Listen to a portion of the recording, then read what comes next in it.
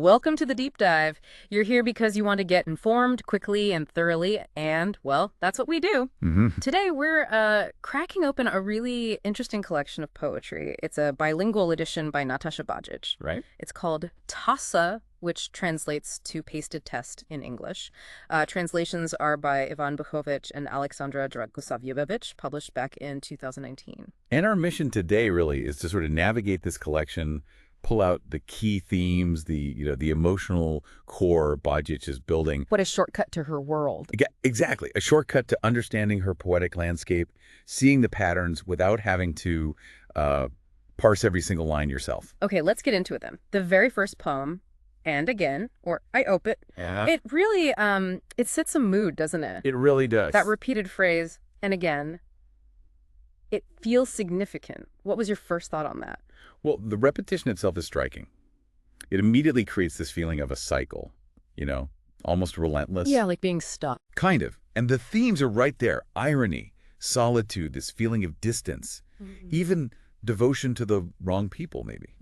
Sorrow, aging. Yeah, the soul's complexity, that's all packed in. But what's really interesting, I think, Go on. is that it's not just negative. There's this shift, right, towards the end. The hope. The sun rising. Exactly, that anticipation of light. So it's like she sets up this duality right from the start, the weight, but also this persistent hope. A fragile hope, maybe? Perhaps. It feels like a really fitting entry point, that mix of resignation and, that little flicker sets the stage for complexity. It really does. That line about never offending hope, that sticks. Okay, but then things get pretty intense. They do. Let's talk about Hiroshima, then what? Hiroshima Pasha.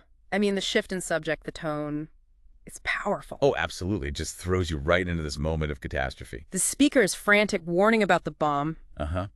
But the she in the poem just doesn't listen. Total indifference. It's chilling. And then that line. The bomb has killed us all. Right. But then immediately, no one lost his head. What do you make of that?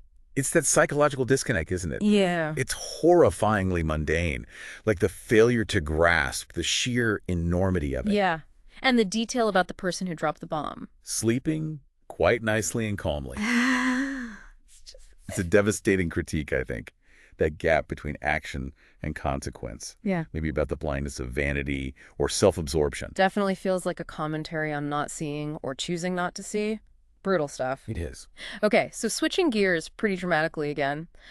The love of an artist, Jubav Umetnika. This feels much more personal, almost like a cautionary tale. Yeah, it starts with that longing, doesn't it? For this unique, exclusive love with an artist. But that unravels fast. Very fast. The revelation that this love has 1,000 faces, that all women are just potential muses. Material. Basically. And that metaphor, the artist's love is a deathsman or a hangman. Wow. It's presented as incredibly valuable, more than blood and gold. But it consumes. It takes your life, leaves you indebted, reduces you to just a blotch on the canvas. So there's a sacrifice involved, a devaluation almost. It feels very transactional, doesn't it? Yeah. The muse gives themselves over for the art. It really gets at that tension, the cost of artistic dedication. Absolutely, that consuming nature. Okay, next up is More Luck with the Other Book, Puno Sreča Drugom Jigom. This one brings in a different kind of fear, right? Not failure, but creation itself. Yeah, it's fascinating. The speaker gives away the first book, almost like a decoy. To deceive fate, avoid the pain. Something like that. Trying to deflect the inherent difficulty of bringing work into the world. And that image of being an instrument. Played by the musician, existing for his music. Right. But here's the twist, I think. The musician himself is even more afraid. Afraid of his own music. Yeah. More than the speaker's unrealized dreams. It highlights those internal anxieties, doesn't it?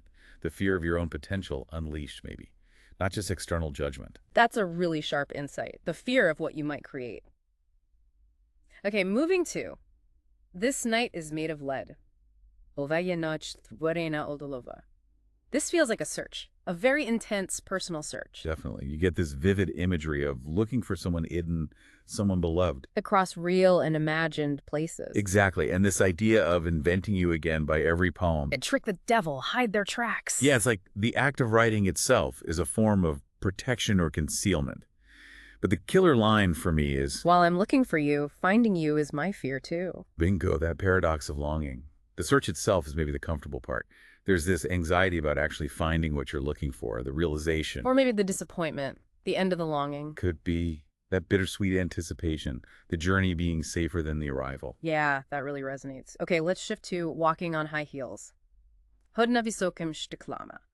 This one feels fleeting, charged with unspoken things. There's a really interesting contrast, isn't there? It's this welcoming vibe, but then the landlord's not there. There's this mute silence. And that almost kiss. Right, because of the oranges and miraculum. It suggests this secret, maybe fragile moment. And the wind's magic goes unnoticed. Exactly.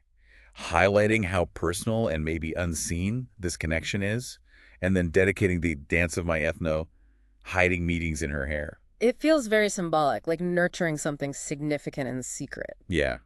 Capturing at how meaningful moments can happen quietly under the radar. Those tiny moments that feel huge internally. Okay, now for a very short but punchy one. You said, Rikausi. The irony is biting here, right? Writing about love without ever knowing it.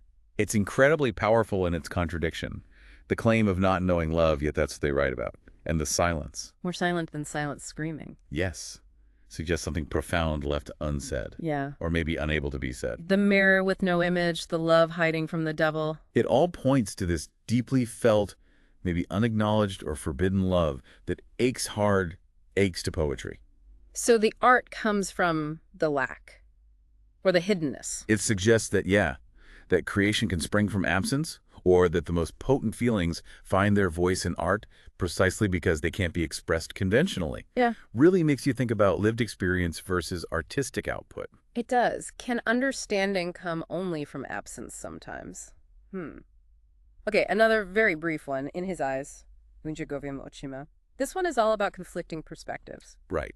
So stark, the couple sees no love in each other's eyes. The world doesn't care. But the child sees a love of the century. Wow. It just perfectly highlights how subjective love is, how it's perceived. Yeah. What's missing for those inside can look monumental from the outside, especially through innocent eyes. A great reminder that our view isn't the only one, or necessarily the true one. Exactly. External validation or even our own doubts don't always define the reality of the feeling. Okay, let's look at, and I'll not know, Ayat and you choose Nati. This taps into something artists probably grapple with a lot. Where does inspiration actually come from? Yeah, that uncertainty is palpable here. Is the beloved a real source or just an excuse? A convenient hook for the art? That self-questioning feels very honest. It is. It speaks to that mystery of inspiration. Even the artist might not fully know the true roots of their work or how much relationships really influence it. Do you think it matters if they know? That's a great question. Maybe the ambiguity itself is part of the creative fuel sometimes. Could be. Okay, now for a poem with a very different energy. So I remembered you too, Eto Ivasaseti. This feels confrontational, addressing an envious witch. Yeah, the tone is really direct, defiant even, taking on this person who apparently tried to harm them with envy. And those rhetorical questions about the poet's weapon, their sword. Which is the poetry itself, right? And the fire of poetry where dreams are hidden. It's a powerful assertion of resilience. Like art as a shield. Or a weapon. Both, maybe. It feels like an act of empowerment.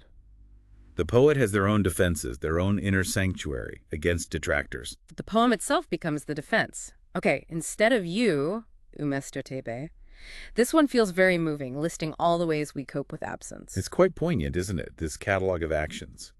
Hugging oneself, searching in others' dreams. Turning days into dreams, lulling oneself. And constantly, repeatedly inventing them. It shows the depth of the longing and the creative ways we try to keep a connection alive when someone's gone. It feels very universal. Definitely. We all have ways of trying to fill that void, manage that loss. Which of those methods felt most resonant to you? The constant reimagining, I think. Keeping them present in the mind. Okay, let's turn to the heart at the crossroads of the world. This one has a sense of futility, like the world's just a stage. Yeah, the imagery is strong there. Words just passing by a theater, fish out of water. Yeah. It suggests meaninglessness, maybe misdirection. The reality theater idea. Right, implying a lack of authenticity. And the heart is stuck at this crossroads, facing this choice. Be a heart, a stone, or a target. Exactly. It feels like exploring disillusionment, questioning your own place and vulnerability in a world that might feel fake or uncaring. Evokes a bit of existential uncertainty, maybe. It does have that vibe. Being lost in a performance. Okay, on the way of healing, Naputu is Lechenja. This seems to explore recovery, but in a complex way. It's fascinating how it weaves personal struggles with these bigger, almost cosmic forces. The spiderweb in the genes. History playing tricks. Right, mixed with very personal experiences of confinement and that paradox, suffering from too much freedom versus the prison. That's a really interesting line. It is. And then throwing in quantum physics. It suggests healing isn't linear. It involves confronting deep patterns, history, maybe even random chance. It's multifaceted. The idea that too much freedom can be painful really stands out. Okay, well, at any cost, Pasha Costa da Costa, this one feels darker, questioning progress. Yeah, there's this unsettling idea that beauty and progress have a hidden price illness. A fundamental trade-off. That seems to be the suggestion. Using ancient cities, the Acropolis, Rome, Atlantis, saying even they couldn't escape this shame implies it's a timeless pattern. And polluting clear water for healing. That's disturbing. It is. It forces you to question what we mean by progress. Is the cost sometimes too high, leading to unforeseen damage? Definitely casts a critical eye on advancement. Makes you think. Okay, on the elephant path, Nastasi Selenova.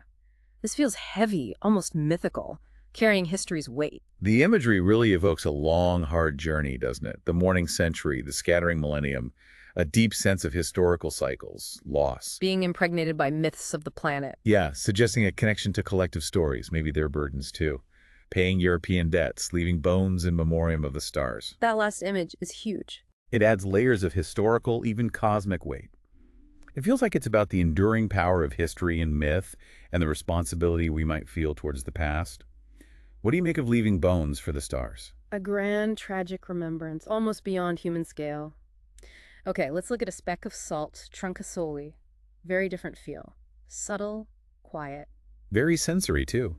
You feel the summer, the east, smell the curry. It creates this tangible mood. And the core idea, thoughts becoming a speck of salt for your meal. It suggests this quiet offering, doesn't it? Distilling deep thoughts into something small but essential, meant to nourish or maybe subtly influence. An understated gesture. Exactly. The power in quiet things, transforming inner thoughts into a subtle, tangible feeling, like an unseen sacrifice, maybe. Yeah, it feels intimate, hidden.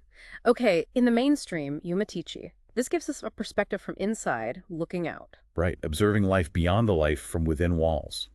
Tracking birds, thinking about those who don't dare leave. Suggests confinement, but also detached observation. And that mention of humor of overturned days, the heat of escaped dreams, hints at missed opportunities, maybe. A life aware of its limits. So isolation, freedom versus constraint. How our boundaries shape our view. I think so. The walls become a kind of lens for viewing the world and the people in it. Interesting. Let's move to the instrument of sin, instrument griha.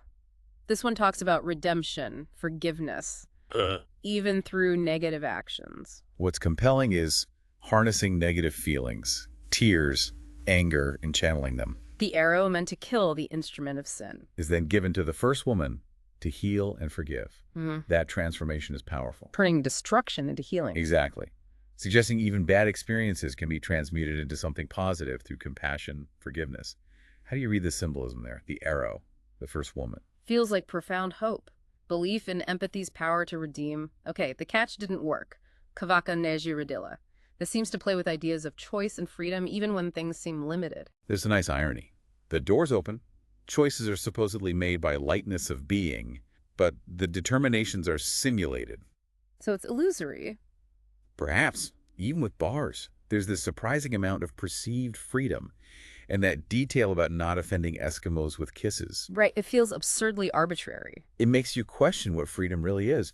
Maybe we have more agency than we think within constraints, or maybe it's just the illusion of agency. Makes you reflect on your own perceived freedoms and limits. Definitely. Freedom as a state of mind, maybe. Okay, all that rain submerges, all that rain waters to grow. Rain as destruction and renewal. Yeah, that duality is key. Rain washes away the old, the tired. Submerges land, hopes, ships, thoughts. But it also nourishes new growth, and she connects it to the beloved knitting threads in raindrops to bring them back. A longing for reunion, renewal. And inventing spices to tattoo a happy future. That's such a beautiful image of actively creating hope. It really is, like endings paving the way for beginnings. Challenges providing nourishment. Exactly. That cycle of life. That tattooing image is so vivid. Okay, epilogue. Epilogue. Feels like a quiet goodbye, a reflection on legacy. There's a sense of finality, yeah. Using remaining words to become bigger than the life. Not for personal gain, but saving dreams for children. Right. Leaving sorrows behind, offering sustenance, then a quiet withdrawal. Seeking peace with life, perhaps. So art transcending the artist, offering something lasting. That seems to be the core idea, the impact beyond one's own existence. What does bigger than the life mean to you? Lasting resonance, influence beyond the creator. Okay, Dawn Esvenu. This one is full of hope, isn't it? Renewal after darkness. Very much so. Time itself whispers that all will be well tomorrow. Something young sprouting from the soil. Even after a night longer than a rope, it's that cyclical renewal again, the resilience of life, the promise of a fresh start after hardship. A comforting thought. What gives you that sense of a new dawn? Nature cycles, maybe. That inherent drive to begin again. Okay, the desert rose, Róža Pustinská. This paints a really stark picture. Love and loss in a wasteland. The contrast is striking. The speaker turning to stone, waiting. For a man who turns the world into desert. Yeah. Love and life seem devalued there, but still that yearning to transform him into the Rose of Baghdad. A fragile hope for beauty amidst the desolation. Exactly. Love enduring in harsh conditions. The desire for transformation against tough realities. The desert rose itself feels symbolic, doesn't it? Resilient beauty in a harsh place. Okay, to the alchemist of the realm. Alhami Charu Svarnasti. This is a plea, right? A desperate one for change. Very much so. Appealing to all these figures, ruler, prince, poet, alchemist, To open gates, lead them somewhere new, change their grim reality. and offering the soul, the verses, in exchange for release, revival. It's this deep yearning for escape, believing in the power of art, maybe magic, to transform things. That universal desire to overcome suffering, find a fresh start. What kind of alchemy are they seeking? A fundamental shift, it feels like. Total escape from their current state. Okay, to Igor. This one feels haunted, melancholic. Lost paths, disorientation. He had that black and white song haunting them, not recognizing friends. It's poignant. Wasted roads, longing for light, forgiveness. It creates this powerful sense of loss, alienation, grappling with the past's weight, finding it hard to move forward. Themes of memory, identity, how hard times linger. Leaves you with a sense of weariness, being adrift. Okay, rough night. Yeah. Short, but captures regret. Trading something valuable for you. Nothing much. Right. Giving away stars for a trifle. Feeling cheapened. Awful. But still wanting to hold on to a good memory. Exactly. Keep it canned and a smile for better days. That impulse to find and cling to small joys, even when things are tough. Those memories as anchors. What memories do you find yourself canning? Those little bright spots, yeah. Anchors is a good word. Okay. I'm not me. This one is deeply unsettling. Losing the self. Alienation. It's disturbing, that feeling of not being yourself or the other, like a third person swallowing both. And the war backdrop, the indifference to death. A dead pigeon, a body. It creates this sense that identity, life itself, is devalued. And those final lines about brainwashing, being silenced. Very unsettling. Themes of dehumanization, erosion of self, the numbing effect of conflict. All of that, I think. How external forces can just chip away at who we are. A visceral portrayal of self-disintegration. Really is. Let's consider you're just somebody. This reflects on lost potential in love, the harshness of reality. Yeah, that ache of what could have been under different stars, contrasted with the cruel reality determination where meetings are curses. Captures that pain of missed opportunities, feeling like external forces block connection. Exactly. Fate versus free will, that gap between potential and reality in relationships. Sadly relatable, that what if. Very much so. That lingering sense. Okay, in hindsight, all is real. This explores how we perceive reality, the power of imagination. Intriguing idea, isn't it? Mm-hmm. The present feels unstable, but looking back, it solidifies, becomes real. Emphasizing inspiration, improvisation. Right, contrasting that with pessimism, and that line, reason is the only thing that is created. What do you take that to mean? Suggests our logical understanding is a construct, maybe. That we actively shape our perception of reality through our internal thoughts, our creativity. Makes you think about how subjective our reality is. That we play a very active role. Okay, release. This feels raw. A plea for freedom, solitude. Intense, isn't it? Wanting release from, well, almost everything. Yeah. Humanity, living, thinking, people, events, oneself, others. The repetition of release me. Underscores the intensity. That feeling of being utterly overwhelmed. Meeting detachment. That final Serbian line adds such raw emotion, too. Have you ever felt that intense need for release? I think most people feel that pull towards absolute solitude sometimes, yeah. When the world feels like too much. Okay, perspective. This offers a shift, a realization about how we see things. Yeah, that transformative moment. The different is the same. Leads to clearer seeing. Boundaries dissolve, black is yellow, no east, shirts button the same. Suggests this underlying unity beneath the surface differences. But there's a catch. Perspective itself is a trap of understanding. Right. So it clarifies, but it can also limit. It encourages empathy, seeing connections, but warns against rigid viewpoints. A powerful reminder to keep questioning our own lenses. Okay, whenever because of you is Freud Yokown. This gets into that complex relationship between creativity and a loved one. It's intriguing. Writing for the beloved is hard. Yet their eyes spark the creativity in the first place. Exactly. And words only shine when turned away from them. It suggests this complex dynamic. Relationships can fuel creativity, but maybe hinder direct expression about them sometimes. A delicate balance, have you found that? Inspiration versus challenge in close relationships. It can definitely be unpredictable, yeah. Okay, creatures.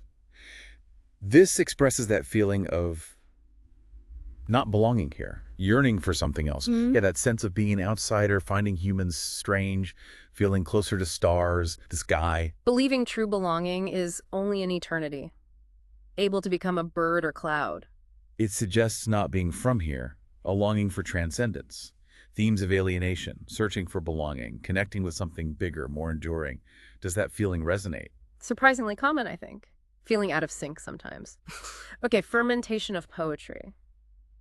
Love this metaphor, winemaking for the evolution of words, experiences over time. It's beautifully done. That slow progression over 4 years of separation, sour grapes to ripeness, falling off, becoming wine. Illustrates how time and distance mature things, refine them. Exactly. Creative expression, like wine, needs time, patience, that fermentation to reach its potential. Have parts of your own growth felt like that slow transformation? Definitely. That almost unseen change leading to something new. Okay, a moment of life. Aicha. This touches on the butterfly effect, right? Small choices, big impact. Yeah, how one small step makes a huge difference. Chaos theory vibes. Thoughts becoming life, playing gods. Suggests we shape reality. And love is a protective force through time. It underscores interconnectedness, the weight of small decisions on our lives, our relationships. Any small moments feel surprisingly significant in your life. It's a good reminder that every choice matters. So, Okay, our myths cannot be escaped. Aicha. Reflecting on how inherited stories shape us. compelling idea. Wondering if knowing myths beforehand could change things for Achilles Odysseus. The speaker is guardian, turning secrets into magic potions. Highlights the power of these narratives, how they shape our understanding of life, destiny, and that final line, our myths cannot be escaped. Emphasizes their deep, often unconscious influence. Makes you think about your own personal myths. Absolutely. Those underlying stories we live by, often without realizing it. Okay, I'll leave this series. A powerful urge to escape conflict, oppression, where hope feels buried, the suffocating atmosphere is palpable, hope's extinguished by Big Brother. And wanting to hitchhike with Vogonia. It's surreal, but deeply poignant. A response to a destroyed world, wanting complete escape from hopelessness. Captures the devastation of conflict, the longing for refuge, even fantastical refuge. Conveys being forced to abandon not just a place, but hope itself. Ah. Okay, Salome's dance, Solomon Place. This explores destructive desire, tragic outcomes. Potent imagery. Shame, death, maddened desires, leading to a head being taken off. Gruesome. And time's indifference, the question of what remains, underscores the futility of acts driven by dark passions. A stark warning about unchecked desire and its consequence. A reminder of the destructive potential within passion. Okay, Waltz of Death, Valser Smerti. Personifying death as this eternal silent dance. Captivating image, isn't it? Death as a constant rhythm in the universe, making the body tremble. The conductor who never sleeps. Emphasizes its inescapability. And that final thought life, just pretending compared to this eternal dance. Sobering perspective on our fleeting existence. Makes you contemplate mortality. Death as a waltz. Strangely beautiful, but chilling. It is. Okay. An elegy by the Danube, Elodisha Kraj Dunava, reflecting on history, loss along this symbolic river. Very evocative. walking through the dreams of legions asleep, the Roman absence, the silence, the sadness. Winter, sin, and autumn, searching in darkness, creates this melancholic mood. And calling it an elegy, not just sorrow, suggests a more formal, perhaps distant contemplation of loss, time's passage, landscapes holding echoes of the past. Places where you feel the layers of history, echoes of lost lives. Okay, then if there is no you, ako već tebe nema. This explores freedom and emptiness without the beloved. Such a paradox. Suddenly capable of anything, the world's a toy. But it's also empty, effortless and meaningless without that central connection. It shows how much relationships shape our world, our purpose. Have you felt that mix? Liberation and void. That strange, untethered feeling, unmoored without the anchor. Okay, this is what it should be. Tako treba, tako da bude. Resilient hope for renewal after hardship. Yeah, willing to endure trials, hoping shadows will fade, new dawns break for new people. Annul pain, plant seeds for the future. Resurrection, hope. Speaks to that human capacity for optimism, belief in healing even after pain. What keeps your hope alive during tough times? Leaving in a better future, I guess, even when it seems dark. Okay, a night longer than a rope. Noc duża od konopka. This paints a really bleak picture. Heavy loss, hopelessness. Stark stuff. Crime and penalty, but the soul's empty. Whose losses matter? The heart wriggling until a new world. Profound suffering. Reward smelling like gunpowder, suffering being eye-opening, grim reality. Explores the devastation of violence, injustice, a world out of balance. What does that image, a night longer than a rope, evoke? Endless, suffocating darkness, no dawn in sight. Okay, why do I write poetry? Vastopiem poesio. This offers a beautiful list of reasons for creating. It's inspiring, isn't it? Turning falls into flight, opening eyes, lighting stars, rewinding time. Understanding life, inventing happiness, easing sorrow.